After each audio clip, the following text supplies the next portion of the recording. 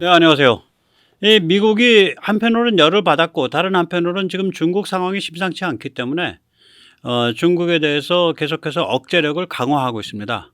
그래서 이제 괌에 무려 20개의 미사일 방어 기지를 두고 뭐 사격 뭐 이런 식으로 굉장히 중충적인, 우리도 참 보고 배워야 될 그러한 그 미사일 방어망을 짜고, 또 그 방어망 속에 살벌한 공격용 무기를 두고 뭐 그런 조치들을 밟아 나가고 있습니다.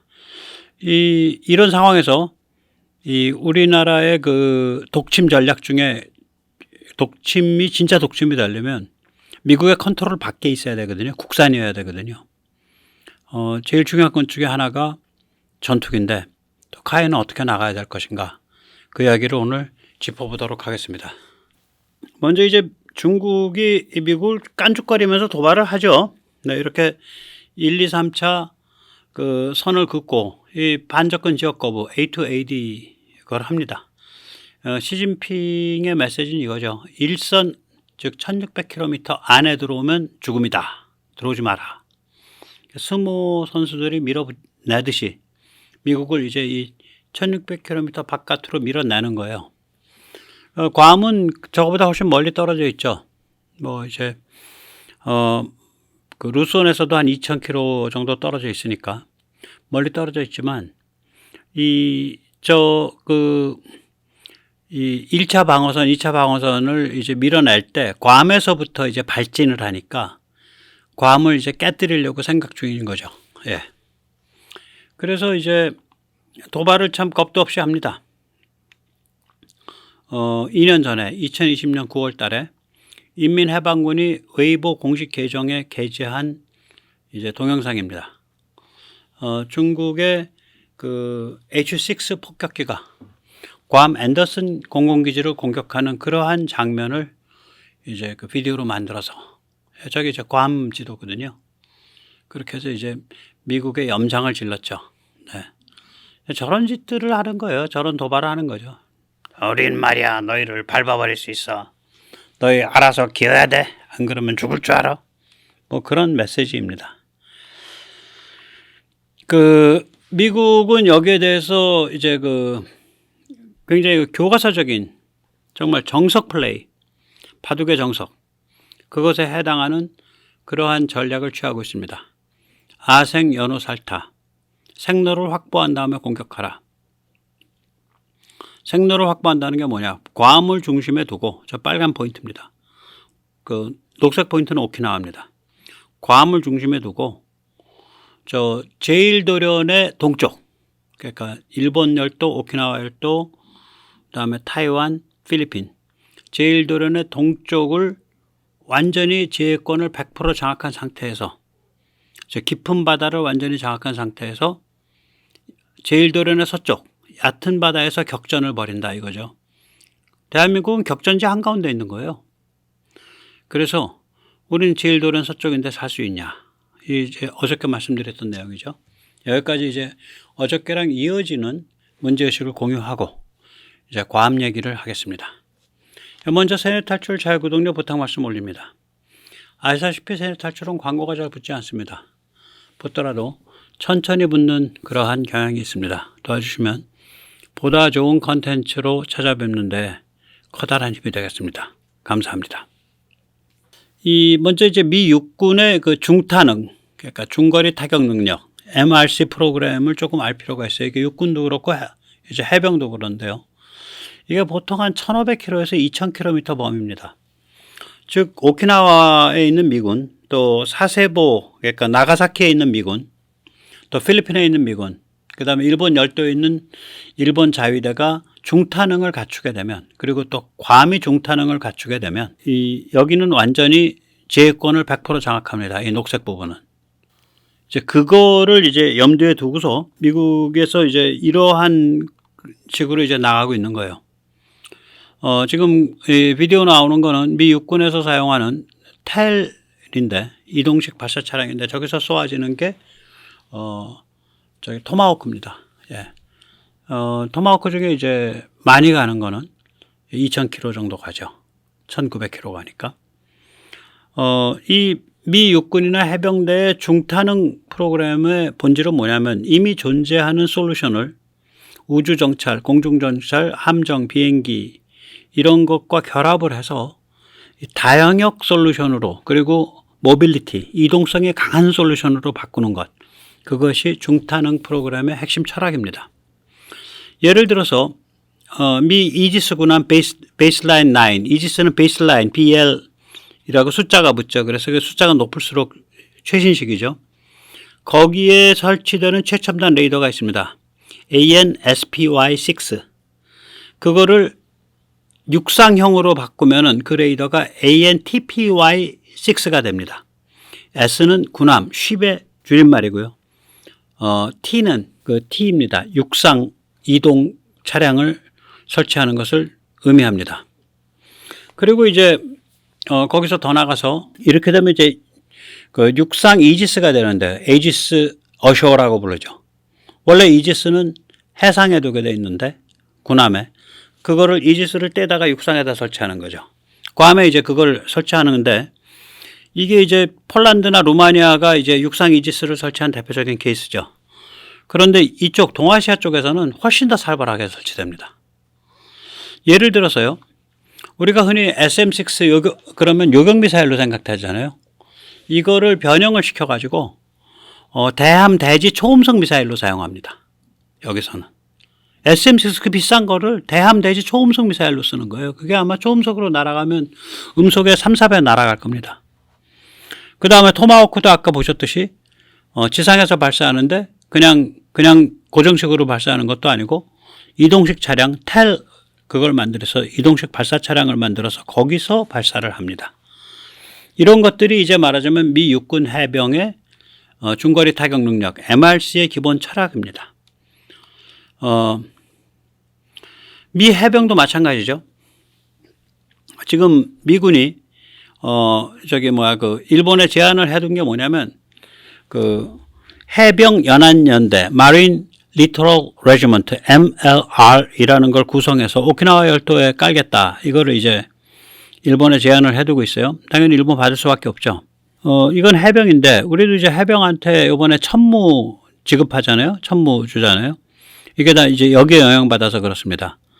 이 중거리 지대함 미사일을 운영하는 해병 부대입니다. 지대함 미사일까지 운영해요. 여기. 정찰 자산 및 해군 공군과 밀접한 다영역 통합 작전을 펼칩니다.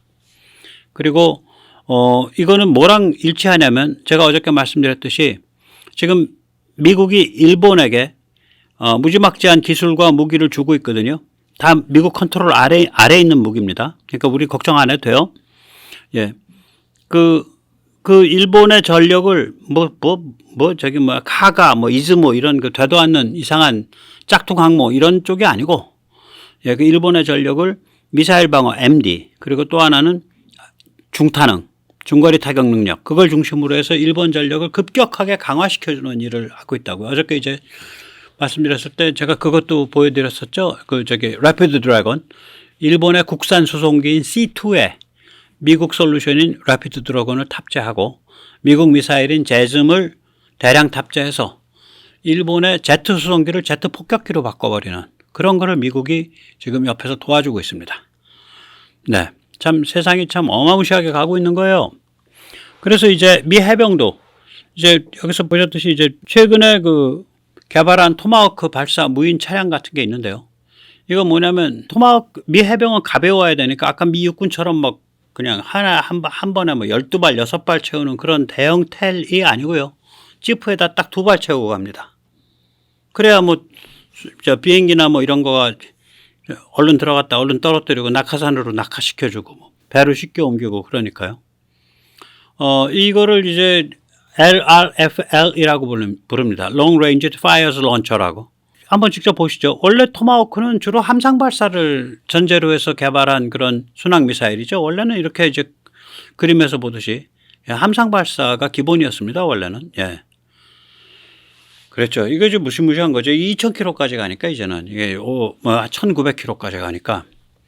예. 그런데 이게 많이 바뀌었습니다. 그래서 이제는 무인 차량으로 발사하는 걸로 해병들이 그래서 전체적으로는 지금 이거의 컨셉이 뭐냐면 특히 이 동아시아 이제 중국을 상대로 해서 육해공 해군 해병 가릴 거 없이 신속 전개가 가능한 중거리 타격 능력, 중타능 전력 강화가 이루어지고 있습니다.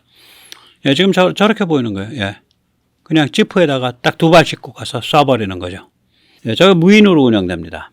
네. 자, 그리고 이제 괌에 20군데나 MD 체계를 까는데요. 이거 참 우리가 이게 곰곰이 들여다볼 필요가 있어요. 여기 이제 다 들어와요. 다 들어와. 예를 들어서 이제 지상 최강의 미사일 방어망을 구축하기 시작한 건데 이게 지구 어디도 여기처럼 철저한 데가 없어요. 괌만큼. 중국이랑 한판 보자 이거예요. 너희 자식들 뭐 까불어? 뭐 반접근 지역 거부? 웃기지 마라 자식들아. 너희가 저기 연안에서 토굴 생활할 때 우리 여기다 그 해양 질서를 다 잡았어. 무슨 소리야? 그거거든요. 명칭은 뭐냐면 AMD. 그러니까 MD랑 AMD는 좀 다릅니다. AMD는 이제 항공기나 순항미사일까지 포함을 합니다. 그래서 에어가 들어가는 거죠. 에어 디펜스. 그래서 에어 앤 미사일 디펜스. 그래서 AMD죠. 우리가 KAMD라 그럴 때 MD랑 좀 다르죠. 한국형 항공방어, 미사일 방어. 예, 그렇게 되는 거죠. 근데 그 앞에 하나 더 붙습니다. Enhanced Integrated. 그러니까 강화 통합 체계란 뜻이죠. AMD 강화 통합 체계라고 부릅니다. 얼마나 강화 통합이 되냐. 이 한국의 이제 미사일 KAMD가 요거를 이제 요런 거랑 거의 비슷해요. 우선 괌섬 주변에는 이지스 구축함이 가서 이지스 구축하면서 또 이렇게 요격을 해줍니다.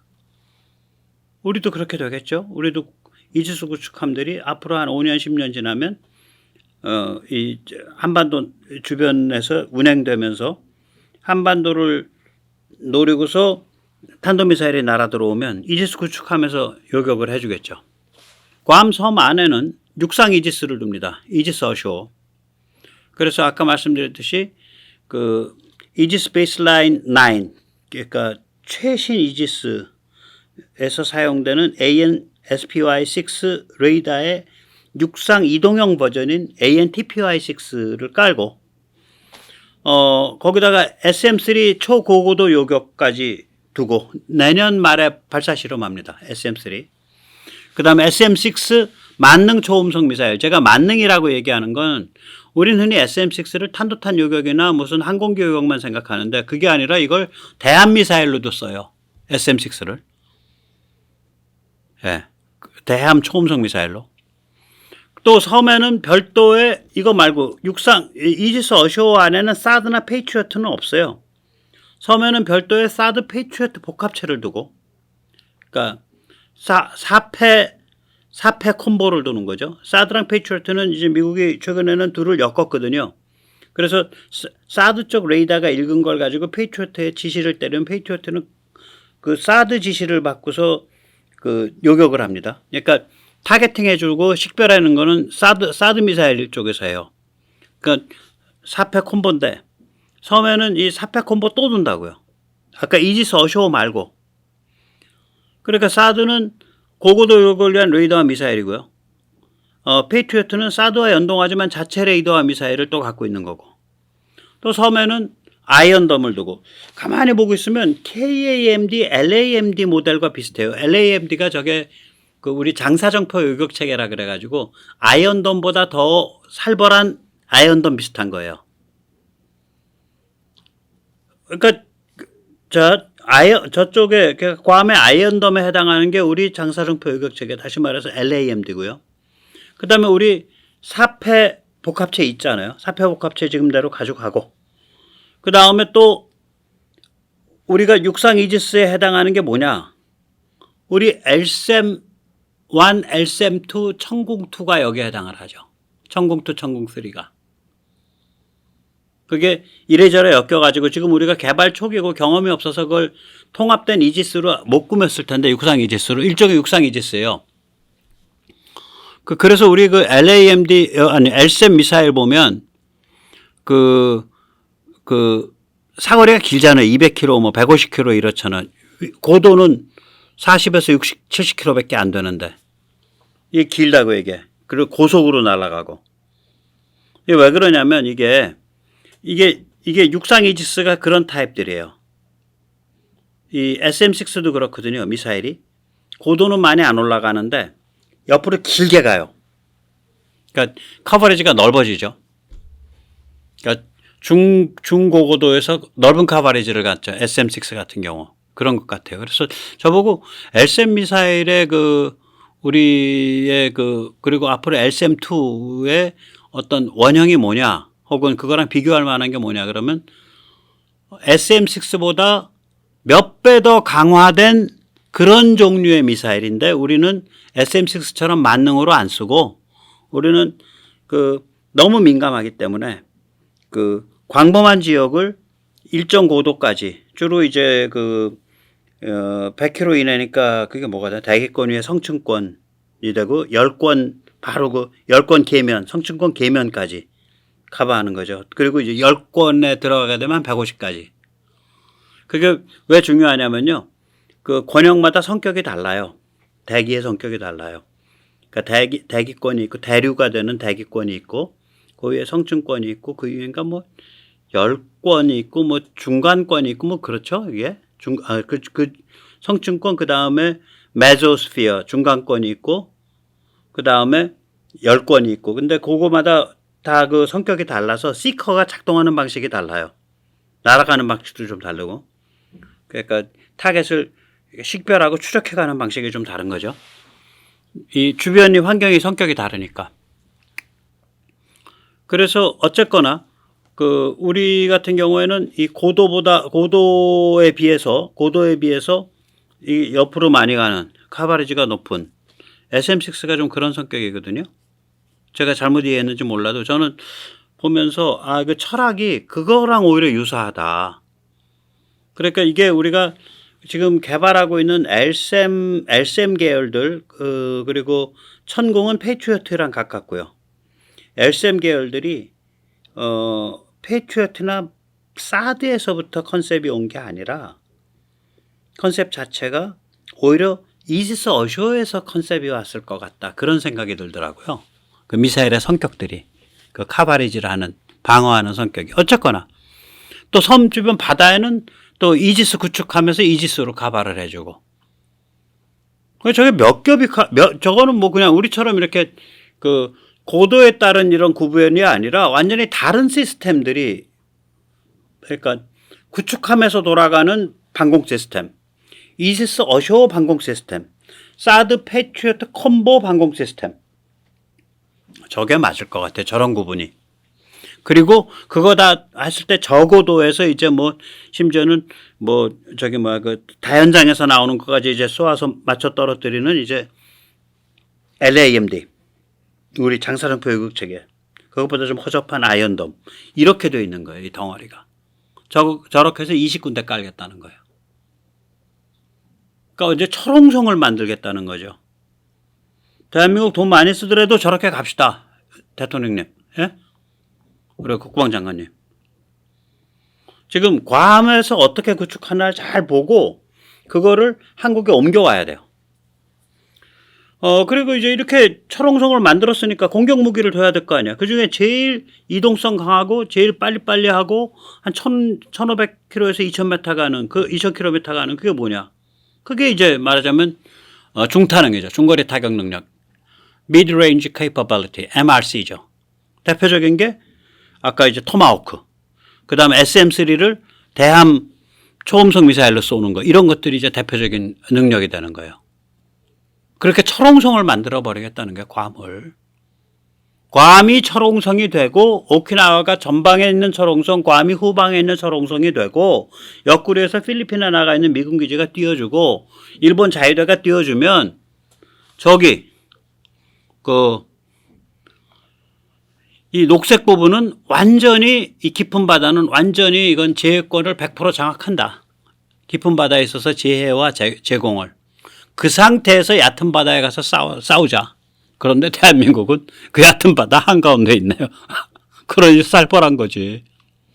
대한민국은 저기 제일도련 서쪽이잖아요. 제일도련, 그러니까 미국 입장에서 보면 제일도련 바깥쪽에 있는 거 아니에요. 예. 그런 면에서 이제 그 한반도 와서에는 가장 이 살벌한 충돌이 일어나는 지역으로 우리가 봐야겠죠. 예.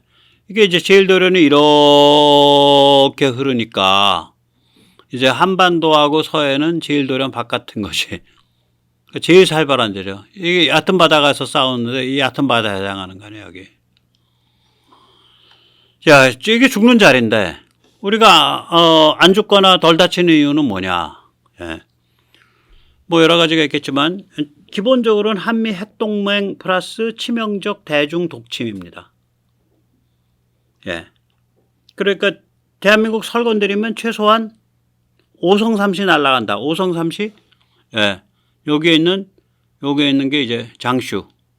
거기에 있는 게 저장. 거기에 있는 게 산동. 거기에 있는 게 허베이. 저쪽에 안 보이는 게 저게 랴오닝. 오성이죠. 예. 그다음에 여기 베이징.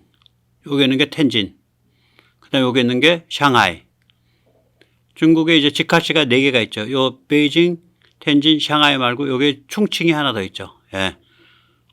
그러니까 오성삼시는 날아간다 최소한. 그럼 오성삼시면 이게 인구의 약 한 45%, GDP의 한 50%쯤 됩니다. 오성삼시가. 예. 너 이건 날아갈 생각해라 이거지. 예. 설 건드리면 대한민국 심하게 건드리면 핵전쟁이야 임마. 이러고 삐대는 거예요 저희는. 그래서 안 다치는 거예요. 사중생이에요. 저 살벌함 때문에 우리가 안 다치거나 안 죽는 거예요. 그러니까 결국은 그럼 이제 독침이 문제가 되잖아요. 독침의 본질은 뭐냐면 미국 컨트롤 밖에 해야 돼. 미국 컨트롤 안에 있으면 중국 애들은 이제 짱구를 어떻게 돌리냐. 이게 비열한 애들이어갖고 중국 공산당 인민해방군은. 사고 친 다음에 미국 아저씨랑 딜 치면은 덮어지는 거 아니야? 그렇게 생각하는 거죠. 6.25 때 그랬으니까. 근데 미국의 컨트롤 밖에 있는 독침을 가지고 있으면 어떻게 돼요? 사고 친 다음에 미국이랑 딜 쳐도 소용없어. 그건 그거고 대한민국이랑 또 다시 협상해야 돼. 그렇게 되는 거예요. 그래서 우리의 국산 자주국방 무기가 그런 성격의 맹렬한 독침성을 가진 게 뭐냐. 거기에 이제 우리 지혜를 모아야 되고 우리의 군사지정학적 통찰 또 무기에 대한 깊은 고민 이런 게 있어야 되는 거죠.